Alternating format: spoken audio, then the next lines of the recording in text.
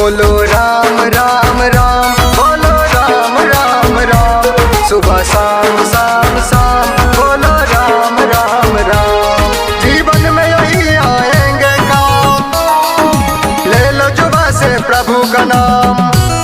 जीवन में यही आएंगे काम, बोलो जुबां से जय श्री राम, बन जाएंगे बिगड़े काम।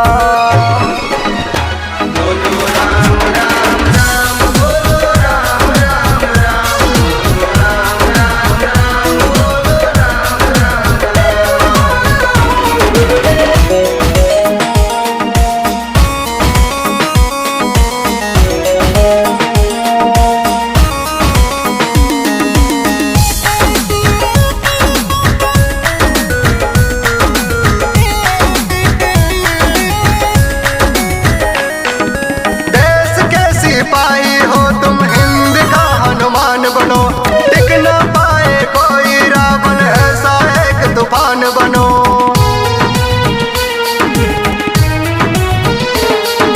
देश के सिपाही हो तुम, हिंद का हनुमान बनो, टिक न पाए कोई रावण, ऐसा एक तूफान बनो। दुनिया में सब सुख पाएगा जो राम से लगन लगाएगा, दुनिया में सब सुख पाएगा जो राम से लगन लगाएगा।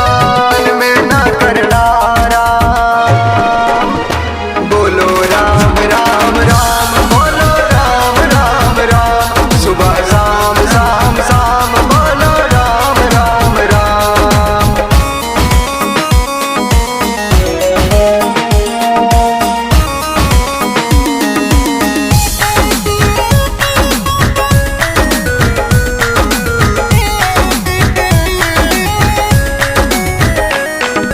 राम नाम का रस सब पी लो, ऐसे ही गुणगान करो। अयोध्या जिनकी जन्मभूमि है, उनका आज श्रृंगार करो।